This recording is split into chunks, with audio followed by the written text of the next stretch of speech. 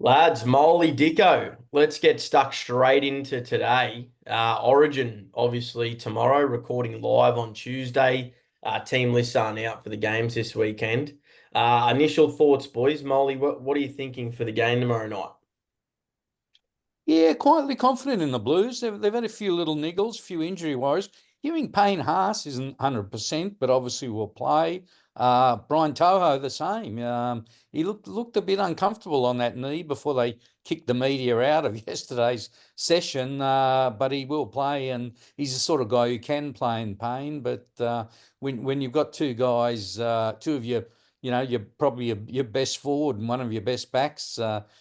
In doubt, a little bit of a worry, but well, not in doubt, but not 100%. And you play Origin not 100%, you're taking a risk. But having said all that, Blues by 7. By seven. I like it, actually.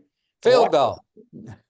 Dicko, what's your thoughts, mate? What are you thinking, re the Maroons? Do you think they'll be galvanised by the Munster situation and also by Papali'i selection? Well, you have to say that that's a big shot in the arm for them. Mm. Um, in regards to the Toto thing, I think that's a huge gamble, to be honest. Like that's a significant knee injury he's got. Like Mm. I think that's understated about how big of a gamble that potentially is. I think the Payne Haas one is, he probably get an injection, I would have thought. He can get through the game sort of no problems. But the Toto one, he takes one and it's a winger too. So if you get one bad knock, in the first couple of minutes, it's very hard to replace a winger as we know in the game these days. Mm. So I think that's a massive call. And And the thing about Tyre, as we know, like he does everything at 100 miles an hour. So the chance of a collision, someone banging into his knee, and they'll target him for sure. I agree 100%. And just on Haas, I don't think he's trained with the team all week. He's just done his own little things. So it's a big gamble by the Blues for sure. Well, Toto's, I think he's averaging what 200 meters in this series per game. If he play, well, he's going to play. So is that going to take away from his meterage out of the backfield with his knee? I'm not sure. It's a wait and see. I just think it's a big. I think if the shoe was on the other foot and one of the Queensland wingers is coming in underdone, we'd be talking about it a lot more than what we are with New South Wales because I think we just think they're like, I think they're $1.40 favourites. So. But I do Do we think think Queensland will that, be galvanised. do we think the Origin camps have changed a little bit as a result? Because I mean, most players that are in the situation of Toto and Haas and that they just wouldn't even come into camp and wouldn't be chosen. Well, yeah, I think the New South Wales, from as they've shown this series, they've given players under injury cloud up until, Mm. literally just before they're about to run out. Yeah, So from they that must point be of view, that confident. It's well, not from funny. that point of view, they obviously knew that he was going to play right from the start because I can't believe you'd pick a guy where he's no chance. Yeah, and then let him do just bloody walking on the sideline. I, I'm not. I'm not. For a week. I'm not too perturbed by the whole non-training because it's a winger and a front rower. So Yeah, it's true. not in terms of ball playing and combinations. It's not really that important. Yes. Toto's job's to get the meters and finish, and Haas's just get the ball and run forward. It's not Yeah. really. So I guess likewise with Munster too. He doesn't really play with much structure anyway, so it doesn't matter. yeah. And plus, to be honest, Queensland did their main session. I think Before they had two main sessions. Yeah, so they did their main session before it happened. So from that point of view, I don't think it's a concern. And the Munster thing, I definitely think that'll have an effect on Queensland. In what Mm. way, I'm not sure. So, in his situation, I don't think anyone would sit here and have a bad word if he decided not to play. Yeah. Um, I'm very surprised that they haven't brought in a Mam or someone like that, like an actual 5'8". They're Yeah, gonna because they're talking about Walsh has been training in 5'8", which is so they're just gonna they're gonna go with him. I'm pretty sure. yeah. Um, you Obviously know, Munster's playing, otherwise they would have brought in Mam, surely. I mean, I think Munster will play. I don't think he's not going to. I don't know. Molly might have heard something different, but I do think he'll play. Yeah, I mean, it'll galvanise the players. How it affects him personally, he'll either have the game of his life, I think, or he'll be so overcome with, emotion and energy will be depleted, Yeah. considering what's happened, that he won't turn into stinker. He just might not played Yeah, at the he might level that he might have a quiet game for might sure. quiet one. Yeah, His headspace obviously isn't great. Mm. It's not the sort of thing that, I don't think anyone from the Blues would dare, bait him or anything like that. I think they feel for him, and it's the camaraderie of sport basically. It's just a very sad situation, but I think he'll play. But how he goes, how he copes with it all. It's the great unknown, I guess. it's going to be a massive effort from him personally, and also if Queensland can get a win, it'll be a massive effort from them too. Like, I mean, we're talking about a game 3 decider in Sydney. I don't think they've won one since 2013, I believe I heard this morning. So, as in a game 3 decider in Sydney. So, yeah, it's going to be a massive game. I don't prescribe to this as the biggest game in Origin history. I'm pretty sure we get fed that line every year for every Yes, Origin game. So, it's a common line, isn't I'll it? tell you what's a shock and good to see. New South Wales actually selling out the stadium. Yeah, good About call. time. and the Yeah. other thing I'm really happy to see is that both teams are relatively, as in the majority of their team have played all 3 games. So we've Mm. gone into a decider with New South Wales, I reckon, have picked their best available, and Yeah. Queensland have picked their best available. Yeah. Right. So there'll be no excuses from either team if you get beaten tomorrow night.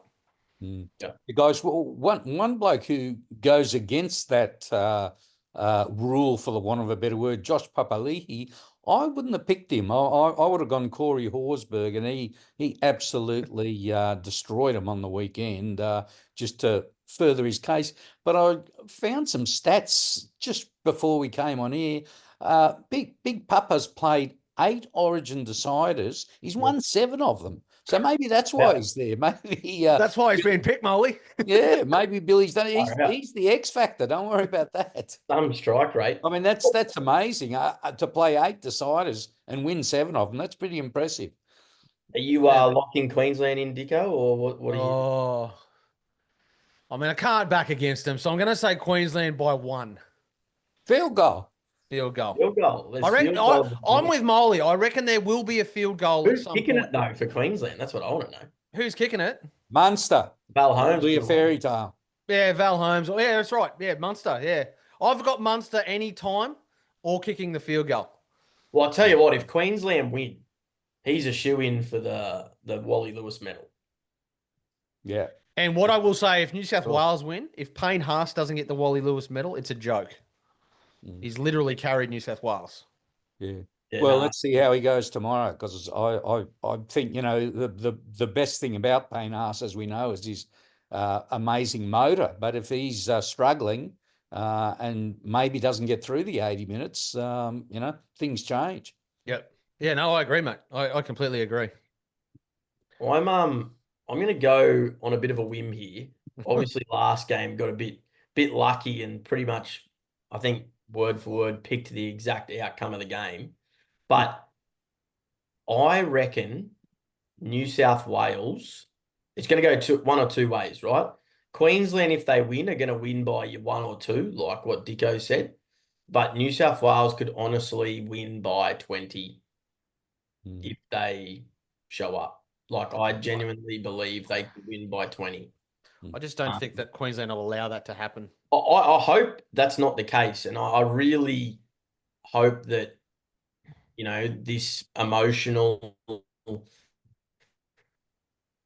toll doesn't sort of bode negatively. But we just know, unfortunately, with the NRL, and a couple of, people mentioned it to us last week, just the momentum swings are so massive. And we saw what happened first half of last game. What's going to happen, in this game? Is it going to be Ashley Klein giving New South Wales a little bit more of an upper hand, like Molly sort of said? Now, I was about to bring this up as the elephant in the room. Or is he going to put his whistle away completely and let things go and just keep blowing 6 against? Like, it's going to be very, very interesting. And then if that's the case, fatigue's going to be a factor. So I honestly think it's going to be a high-scoring game, and it hopefully turns into a shootout. But I just think New South Wales are a better attacking team than. Well, I think we can, our plea to the officials is to stay out of it and just remember that supporters, whether you're Queensland or New South Wales, you want the best team to win, not Yeah. not the referee influence the result, which has happened. Let's say in both games, I reckon. All We're right. talking about Klein, and he's done it in 2 games, so Yeah. chances are the whistle will be out again. And I think, as I said last week, the one thing we can guarantee, we don't know who's going to win, but I can promise you New South Wales will win the penalty count after what happened last time. And I think, yeah, you're right, Mole. And the fact that there'll be, the bulk of 80,000 people screaming, get them on side and this sort of thing. I mean, these guys are human and they get affected by that.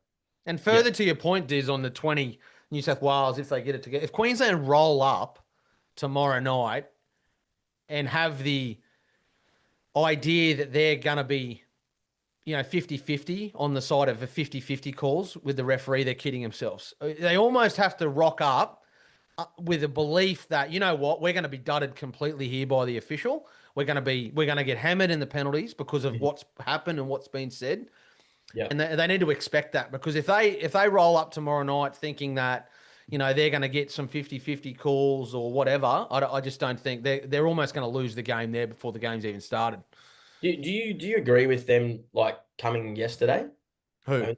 To Sydney, Queensland. That's generally how it's always been done. Yeah, but what do you think of that? Like I they're don't- obviously I going don't- to have one run today. Yeah, they would only always have that. New South Wales would do the same thing coming down here. That's only the captain's run they have.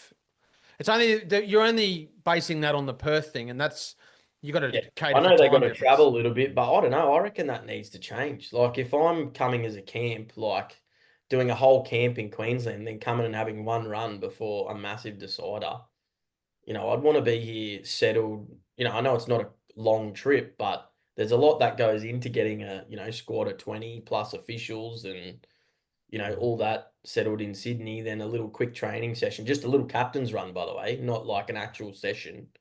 Guys, I think the mindset with that sort of thing, you want to spend as little time as possible in enemy territory because Mate, bring it on. Bring it on. Maybe you bloody cockroaches, not us Queenslanders, mate. Bring it on. Bring it on. Guys, talking about underdogs in Queensland, and I think you mentioned what New South Wales are around $1.40, Dicko, to take it out. The odds to win the premiership at the start of this year for some of the teams is quite mind-boggling when you look at the ladder now, obviously. Molly, I think you raised it in one of your columns and sort of said, who got on the Raiders at $67? They were they were for the spoon. the rank outsiders. They were the wooden spoon favourites. So and they're sitting top of the ladder. I mean, amazing. We put an awesome picture up just before of Ricky Stewart standing on top of a ladder, which we'll post around on socials. But who would have thought? I've bagged him for years, and sort of. And Ricky's got plenty over the years, hasn't he? People keep saying, "How does he keep his job?" Well, I guess he's silenced the doubters this year, hasn't he? I mean, there's still a way to go, but someone actually pointed out if Canberra lose every game from here and the Titans win every game from here, Canberra will still beat them home. Oh dear! Look, that being said, who do you think will get the spoon like right now? Because I go Titans. I just don't think it's a happy camp. They've got injuries. They've got blokes out of form. There's question marks over Desi's future. One of the owners stepped down, Daryl Kelly, I think, today. That's never a good sign. So, I think the Titans probably deserve it more than anyone, although Souths are giving them a good run for their money. Yeah. I think Dicko and I sort of agree with you there, and we'll slip into the Titans now because it's not just their performance on the field, but off the field, there's a few things going on. The recruitment manager has effective immediately a week or so ago joined Mal in Perth, if that's correct. Yeah, right. Okay. We've also got, Tino somewhat unsettled and not 100% sure on his future there. David Fafita, one of their marquee players, is, obviously in shambles off the field, and I can't really see him staying at the club for whatever No, reason. he'll be gone. It's just a question of where. I thought that was very interesting comment from Tino a couple of days ago when he said that particular thing like that. As the captain of the club as well, right? Yeah, that's I would, if I'm the head of recruitment and or the coach or the general manager of football, I would be very, very concerned about that statement. Well, Desi's, probably not going to be coaching at the end of the season. Like, they're going to have to literally start from scratch with Nathan Campbell as their main guy. Yeah, they need a rebuild, and in fairness, Campbell to me is a superstar, and he's had injury after injury. I'm not sure exactly how many games he's played, but seems to play 3 or 4 and get hurt, and I think he's hurt at the moment. So that hasn't helped their cause, because when he plays, they're a different team. But you wonder some of the things Des does. I mean, their last game, he dropped Khan Pereira, who just scores tries for fun. Yeah. And they lost by 1 try. I kept thinking if he was there, maybe they win. You just got to gamble on a guy like that replaced him, and he made 2 or 3 really poor defensive decisions and had a few errors, and ultimately cost them. Let's not say cost them the game, but if AKP was there, would he have done the same thing? Probably not. The balance of their squad just seems to be off. Like, they've got, what is it, 4 fullbacks.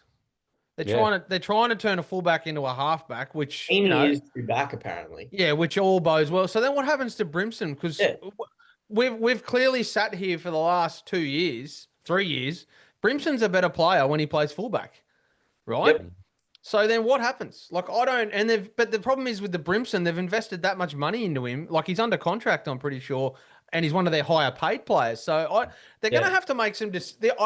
For me, the only way they can move forward is they're going to have to make some. And as Moley said, they need a roster rebuild. They've got to make some decisions on players that they thought would take them into the future, which is your Brimsons, your Fafitas, and these guys. Well, Foran's retiring, right? So, like, the clear supposed spine's going to be obviously Campbell at half, Brimson at 6, and then Keeney at 1.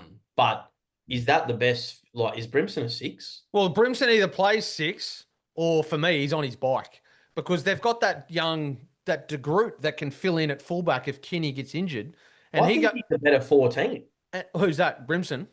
Yeah, and play like a Connor Watson role. But you can't have a guy on 800. What's he? I don't even know what he's on, but I'm assuming it'd be up around 800,000-900,000. Signed a new 6-year deal, wasn't it? Yeah, you can't have him on that. I wouldn't have thought on the bench. And he is a good player, Brimson. Absolutely, yeah, absolutely. 2030. But I'm just saying, for the balance of that squad, some decisions need to be made.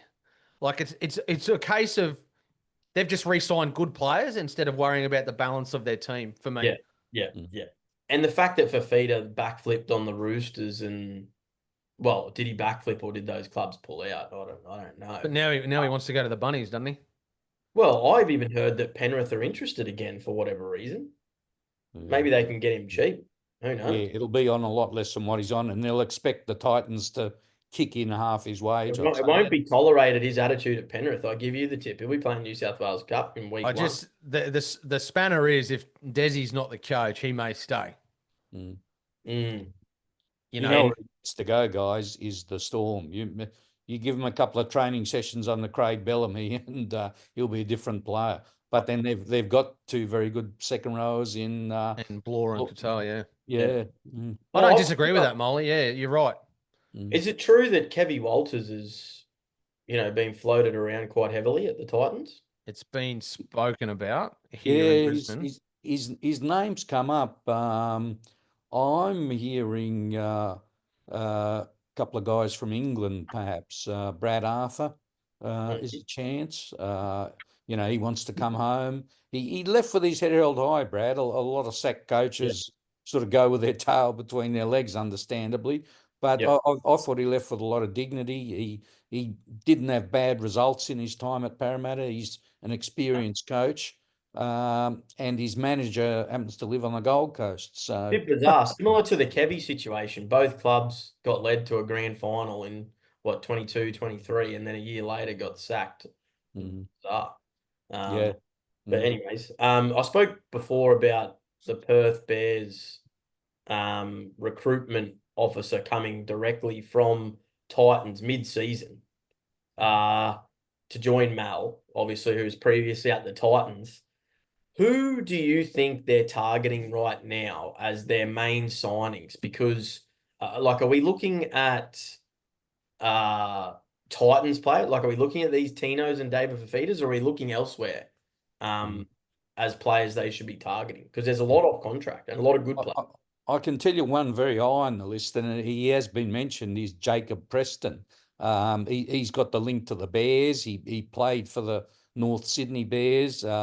He's an up-and-coming forward. I see him as a future captain of the club. He's a future Origin player. He's one they'll go for North Sydney Junior, right? Yeah. Yeah. So you would have to think, knowing the way sort of and watching from afar the way Mal goes about his coaching, he's a big culture guy. So you would have to think that he will target North Sydney Bears juniors, I reckon, and try and sign them. In terms of a marquee guy, I mean, I don't know. Like they will pay a ridiculous amount of money for a marquee guy. That's for sure. Well, here's the names being floated around. You've got Ryan Pappenhausen and Jerome Hughes, both off contract. Yeah. They won't get them. Well, they'll stay at the Storm. They've virtually come out and said, thanks, right. but no thanks. Okay, there you go. I've heard Selwyn Cobbo as an option. Yeah. Considering I wouldn't go down that path personally, but well, you got to think of the contract he just signed with the Dolphins. I agree with you, Molly. He just signed a 1-year contract with the Dolphins, so you would have to think that it's going to create a bit of a bidding. His manager's done that to create a bit of a bidding war when that November 1 comes around on that next year, right? So I can't even see him playing first grade at the Dolphins. Their back line is so hot at full strength. Once Bostock comes back from his ACL, he'll probably exactly. You wouldn't put him in ahead of Bostock, would you? Or Avarillo. He's certainly not going to play ahead of Farnworth or Herbie or the Hammer. So I agree. Yeah, it's an interesting one. That's for sure. Speaking of Mal and him obviously leaving the Kangaroos, Cameron Smith of Wayne Bennett has been thrown. So is it true, Molly, that the NRL want Wayne Bennett to coach the Kangaroos? They do, but they've also got this rule that they made up themselves that you can't be involved in a club and coach the Kangaroos. So that effectively rules him out, which is why Cameron Smith's name has been bandied around so heavily. Because if they go with Wayne Bennett, Mal would be fuming because Mal wanted to do this Ashes series and he got told that he couldn't because he was an NRL coach now. They can't go to Bennett, surely. Yeah. Surely. Yeah. And what's wrong with, Kevy's put his hand up as well, Kevy Walters. He's put his hand up to, he said that was one of his dreams when he was coaching was Queensland or Australia. I can't believe Fittler said no. He's obviously... Yeah, I think he asked for a few things and clarity on a few things and just didn't get it. He probably wanted a yoga mat on bugger this. Yeah. Did he want to... Would they not allow his Channel 9 commitments to continue or something? No, I don't think that's a problem because you look at most tests, they're out of season. Sort of. Yeah, that's right. More around accommodation and facilities and whatnot. Really? That wasn't what they hadn't been booked in yet already, and he still had. Yeah, I think he basically asked them questions around all those things, and they had no answers because they're a little bit disorganised with that sort of thing, and they're worried more about Origin. Typically, it was Mal's job to go in and actually choose those facilities, and he's obviously had this Perth Bears thing in the pipeline for a long time. So he's obviously gone, well, what's the point of me doing all this hard work, when I'm not going to be there? I find it baffling though that they headhunted Mal for the Perth Bears job without having a idea of who they wanted the Kangaroos coach to be. Like if the NRL or the ARL commission being the coach, to be honest. Oh, I think he's a good startup coach. I think it's probably the right decision. Yeah, well, we'll soon find out. He's never coached at NRL level. Very different to the Kangaroos. You might find a couple of Raiders in that North Sydney Bears, that Perth Bears team, I reckon. Yeah. Yeah. And let's not forget, guys, that, and the NRL know deep down, the three of us could coach Australia and we do all right. It's not a look- hard job. Oh, look, I'll stick my hand up right now. I'll put my hat in the ring. I'm happy to do it. Mm. Now, a club that doesn't exactly appear to be going all guns blazing anymore, the Bulldogs. This recruitment situation, I think it's fantastic, to be honest, because quite frankly, between the Roosters and the Dogs, I don't like either side immensely. And seeing the Roosters get done by the Tigers, credit where credit's due to the Tigers, just side note, on the weekend. Benji, I think on the weekend proved that everything that's been going on in the media and behind or closed doors is chalk and cheese, because that club is clearly heading in the right direction, in my opinion, under Benji, because those players not only put in an amazing performance with, on paper, a severely depleted side without, their two, big guns in Luai and Buller. But their comments after the game was all in support of Benji Marshall and had nothing to do with any of those players individually. And that to me says that the culture at the Tigers is unreal. And then Benji doubled down on the fact that those players who are no longer at the club didn't want to be here. So see you later. And I applaud him. Yeah, guys, he certainly did well on the weekend, but let's not forget they'd lost 6 in a row and they were up against a Roosters team that were without their 10 best players probably. It was actually the youngest or the most rookies the Roosters have fielded in a team since 1908. So I think they got them on a good day. Yeah, look, I agree with you that they've lost a few, and that 64-0 against the Storm was a joke. But, to lose 18-14 against Penrith and then only 16-12 against the Raiders, obviously a bit down performance against the Seagulls, but I don't think they had Luai that game either. Like, to come out and win backs against the wall with everything that's gone on with the whole Talon De Silva and Galvin situation. Yeah, it was fantastic because they probably should have won by more in the end. Yeah. Well, they had a nice big lead early on, didn't they? And it certainly threw a bit of a nail in my away. prediction of the Tigers coming wooden spoon now. In regards to your Bulldogs comment, yeah, I'm going to go out here and say that they cannot win the competition with the current makeup of that team. Yeah, they can't what win. What do you think they should do? I think they've got it. If he was brought to the club, yep, they've got to make to be the halfback or the 5'8" or whatever he was brought to the club to do. They've got to make that decision right now. They've got to do that now. And if that means that Toby Sexton plays reserve grade, well, then that's because currently you can actually see that there is some players that aren't happy with that situation. Like you've seen it with Reid Marnie in the dressing room after the games. Yeah. You know what I mean? You've seen with Reid Marnie. Toby Sexton, to his credit, his performances have been really solid since this, right? And Galvin hasn't kicked up stones because I'm quite shocked that he's been on the bench, to be honest. But I think Moley posted it on his socials or reshared someone posting it. They effectively, it was something along the lines is they've moved their left winger to right wing. They've moved their left centre to right centre. And they've moved their 5'8" to left centre to accommodate one player. Yeah. Now, when you're coming first, at the time that this happened, they were first.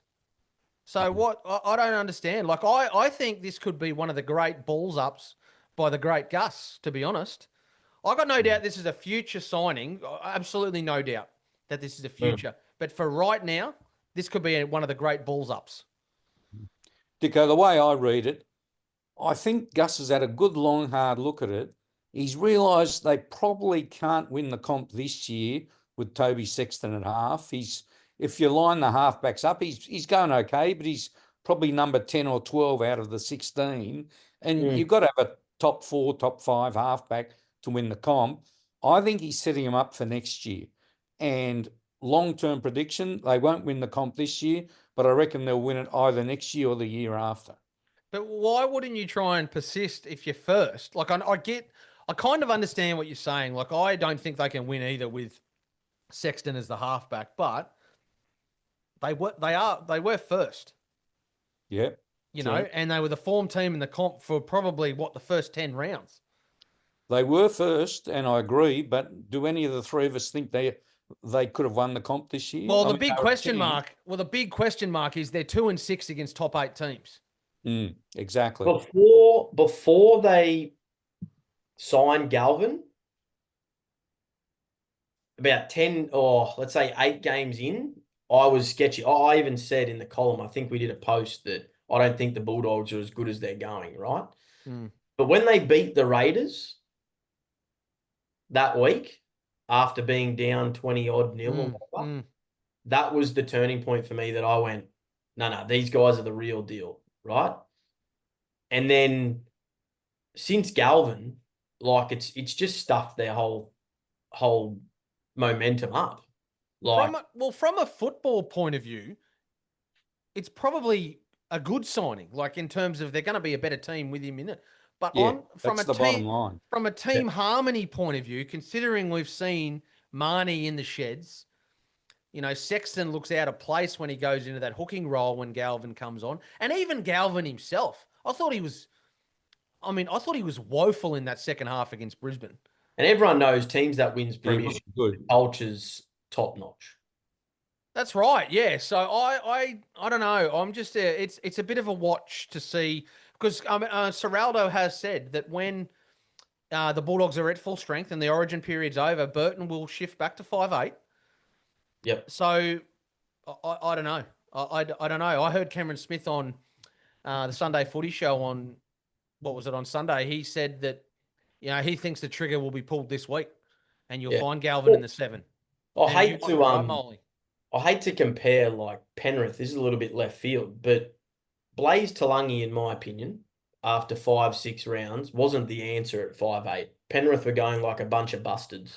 Like, he defensively, Blaze Talangi, horrible, but premiership winning coach, clear culture, no bad words come out of Penrith at all when they were struggling. The whole club remained upbeat and on the same page, stuck strong with Blaze Talangi, and now look at them. Do you know what I mean? Like, that's the difference between the two clubs. Different situation though. Like, he was there from day different one. situation. Yeah, whereas Galvin's come in and clearly Blokes aren't happy.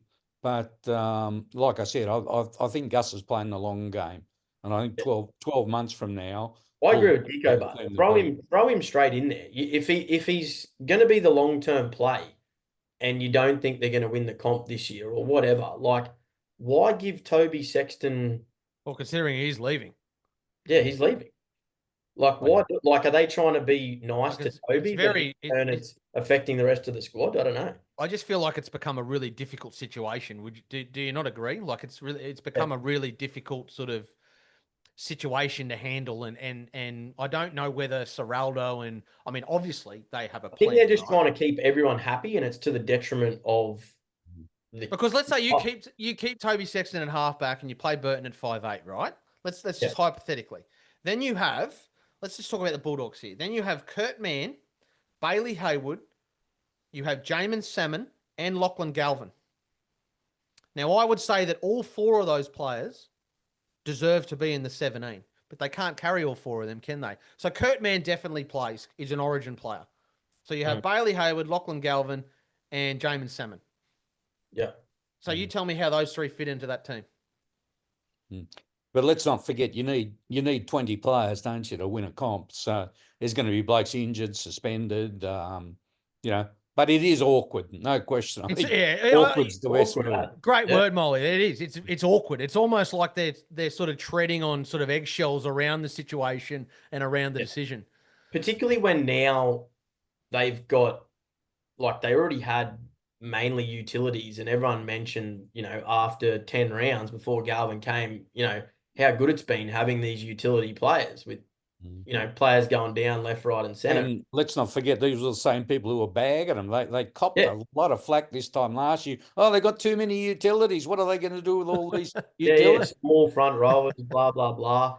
And then it's working great guns. And then you throw one player into the mix and it's just, it's very, very interesting. And it's going to be like Dogs have a pretty tough run home. Yeah, they're a watch for me. The Dogs, they are.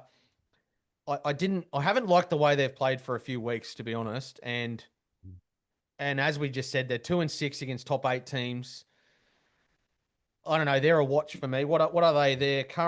They're in third. I mean, they're safely in third, but as we've seen, this competition, you get on a bit of a run, a la Penrith winning 4 or 5 games in a row. On the heels of that top 4 big time. You know what I mean? Like, and you have a couple of losses if you're in the top 4. The Warriors, for instance, they're on a watch for me. So it's interesting. Like, when this Origin period's over, you kind of can't, like teams like Brisbane, Penrith, can't really afford to rest players especially like Penrith have done previously in previous seasons. They've been able to rest players because you lose 1 or 2 games, you're in a dogfight from 10 to 16th, Yeah, Dicko, no doubt there's going to be a lot of pressure on them their next few games. Watch is a good word because everyone will be watching, and not just the way they play, but the body language. Marnie got caught out kicking stones in the dressing sheds the other week, and what we all thought was confirmed, that he's not happy with the way things have gone down. Now he's out of the place. Sexton's gone, so there's and things. Marnie was probably the best player on the field at the time against Penrith, arguably, and got taken off. No buys left, so therefore the combination, whatever it's going to be, is a bit sort of stopgap because they're going to have to do it between games. So they've got no buys left. So that, they're a big watch for me, the Bulldogs. I mean, I still think they'll play finals, but where I can't tell you. Well, let's get into the predictions for this weekend, shall we? Sharks and Dolphins, guys. Sharks obviously no Origin players in their team, and Dolphins, look, they're going very, very, very well. And Sharks are in big trouble. They're in 10th spot.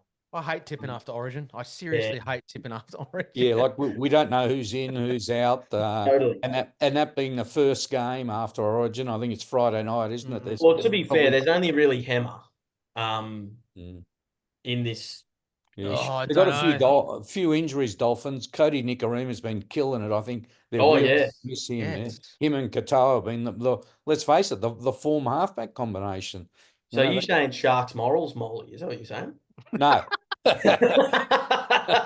Sharks have been terrible. What I'm saying is it might be closer than people think. But I think with Hammer, a question mark after Origin at Shark Park, you got to go the Sharks, but I'm not confident. I'm a bit like Molly. I can't find a way to pick the Dolphins. If Hammer doesn't play, which, he may rest him. Like, we don't know what the coach is going to do. They may rest the Hammer. I don't know. Like, fullback, he's never played fullback in an Origin, as in started at fullback. It's a lot of running, a lot of Ks. It's a quick turnaround. They may rest him. They may look at the long game. I'm not sure. At Sharks some point, won 1 out of the last 5 games. But at some point, you would have to think the Sharks are too good of a team not to sort of come and put in a good performance. Yep. Yeah, I'm not confident at all. It'll purely just be the Sharks are at home for me. Yep. No, agreed. Lock that in. Knights versus the Storm. Oh dear. Look, I don't think Munster's going to back up for the Storm. And I'm hearing he'll have a weekend off for sure. Yeah, I'm hearing Harry Grant is probably not going to back up either. And it's probably a good game for them not to back up. Pappenhausen's hurt, so they're Pappenhausen calf. But I tell you what, Meany was electric on the weekend. Yeah, he was great.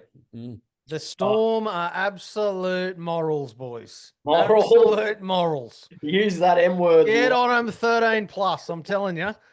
Oh, No, dear. so the Knights are getting better since Bradman Best's come back. They've been a different side, but then Pong is out, isn't he? Probably out They for got the Fletcher Hunt playing fullback. Do I need to say any more than Yeah. that? Fair point. Storm. Dear. Now this is a cracker, actually. Dragons versus the Roosters. Typically your Anzac Day matchup. This is at Nostrada Jubilee, so at Cogra. Dragons coming off a win. Dragons coming off a win. No, Obviously the Kyle Flanagan situation. no, they lost. The Dragons lost to the Raiders, but they had a good performance. Oh, sorry, they won the week before. Yeah, that's right. And then I won the week performed before. admirably and arguably got robbed by a couple of forward pass, or a forward pass call in particular. I can't believe that. Anyway, let's not go down that rabbit hole. Dragons for me. Yeah, I'm kind of with you here, Diz. I just don't know about the Chooks either. Like, who's going to back up for them? So And Sam Yeah, Walker and Sandon Smith are still out, aren't they, Molly? Are they still out for the Roosters? Sam Walker maybe this week. Smith played last weekend, didn't he? I thought he got injured. Stan Smith's back. He played last week, but yeah, Sam Walker is either this week, maybe. I think he'll be named in the extended at least. I don't think they'd throw him straight in though. I think they'd give him. Well, it's his thumb. It's not his knee anymore. So does he really need his thumb? I think. Yeah. I think the Dragons are going better than what people are sort of suggesting in terms of the whole situation with. They've had some close losses. Yeah, they have. And I mean, they were down against the Raiders, down and out, and they came back really well What there. about In the second Michael half. Molo, makeshift back rower? Yeah, no. So I'm going to go the Dragons here, but I do think this will be really close. I think this will be either, this will be a couple of points in it either way. Luciano Leilua and Hamish Stewart are back for the Dragons too. So, Yeah, whereas the Roosters are just losing players. And they got five back and up their for Origin players tend to be older. Guys like Angus Crichton. So I think most of them won't back up. If they win it, Teddy's going to have to win it for them. But I favour the Dragons. Yeah, wow. All three upsets. Let's go. Speaking of upsets, I'm just going to rip the Band-Aid off. Cowboys are going to beat the Bulldogs here. Oh, jeez. Straight up. Todd Payton has a history of resting his Origin players. Look, for some reason, that North Queensland, this is provided Dearden backs up, of course. Right? If Dearden's not playing, they got no hope. But if Dearden backs up, I'm feeling the Bulldogs are in disarray. And then multiple players coming back from Origin, Crichton, Kiraz, Kurt Mann. But we're talking utilities and outside backs, where Dearden, he's going to have Payne Haas running at him for 80 minutes. So, Yeah, well, that's very true. Whether he survives that.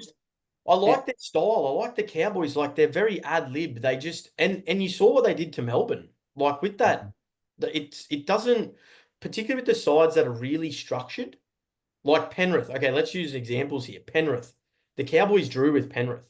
They should never have done that, but just because of their ad lib footy, they nearly came back and beat the Storm. All these disciplined, really structured sides struggle against the Cowboys. Yeah. Drinkwater's the X factor. He's playing great. Jackson Purdue's playing well. Yeah, I'll go the Cowboys. You've talked me into it. Oh, he's going on. He's going on. You've presented jump on the bus. You've presented a very good case, I must admit. I am thinking. Get out of the kennel. Get out of the kennel. I'm in the kennel for this one. You're in the kennel. Bulldogs will win. They're not gonna lose 3 in a row, mate. We'll soon find out. Poor geez. Warriors versus the Tigers. I'm going to stick solid with the Warriors here. Look, it's in New Zealand. Yeah, purely for that. I'm going to stick solid with the Wars. I think Metcalf is a massive loss, yes, but they will have Tamaro Martin just fill in there, well, you would think so. I would have thought. There's strong rumours about Tanner Boyd getting that spot. Who's going to play? Tanner Boyd plays. I'm on the Tigers. Oh dear, you should be the recruitment for Perth Bears. Get Tanner Boyd over there. No, for me, Warriors at home. Yeah, I rate Tamari Martin. Surely they're going to play him, and Warriors win. All right. I think Warriors too, regardless of whether Boyd or Martin plays, but I don't know if it'll be a blowout. I don't know if it'll be a blowout. I No, think Tigers are playing well. Yeah, you're right. Yep. Eels versus Penrith. I don't think Moses is back. I think he's still a few weeks away. Yeah, I think he won't be back, and Is without him, I Panthers think playing Penrith back up. they've found form. Penrith. It's Sunday afternoon as well, so you'd think they come through Origin unscathed. Well, they don't really have a choice. They can't afford to rest at this point, can they? No. No, you need your guns in there. No, So yeah. Oh, the only one that probably won't play will be Toto. I would be very surprised if he turns up for Penrith true. after an Origin. But Yeah. the rest of them, provided they get through injury free, I reckon that they'll all play. And they Toto, can win without Toto. Yeah, they can win without Toto. Yeah, I got Penrith here comfortably. Now, Dicko, I know this is always an interesting matchup for the Broncos. Titans down at Seabus to finish the round. How confident are you? Not very. No, I do think Brisbane will win, right? But traditionally, the Titans have been a bit of a bogey team. The Titans do lift when they play the Broncos. I think Broncos have turned a corner though, like genuinely. I think that win against the Dogs would be huge for their confidence. Well, you would like to think so, right? And just the flair factor too. Like Ezra Mam is, regardless of what he's done, like he is absolutely carving up. They should get some some troops back, Brisbane, in terms of, I think Ben Hunt might be a watch, a wait and see. The Origin guys, I think 7 out of the top 13 missed the game last week against the Dogs. So it was a massive effort. The Titans, I'm just not sure. They do lift against Brisbane, and they play the Sunday night 6:15 slot really well. It's very unfamiliar for the Broncos to play the Sunday 6:15 slot. So, yeah, I think Brisbane will win in the end, but I do think that it'll be closer than what people may think. Broncos 40-16. Broncos by 20 for me. There we have it, gents. Hey, look, for those who haven't checked it out, Gripstar socks, the Maroons have been wearing it in camp. 30% discount. Use code Nostra30. Boys, it's been a pleasure. Molly, good luck tomorrow night, mate. May the best team win. Thanks, guys. Yeah, may the best team win, not be influenced by any official, please. And it's better, just by the way.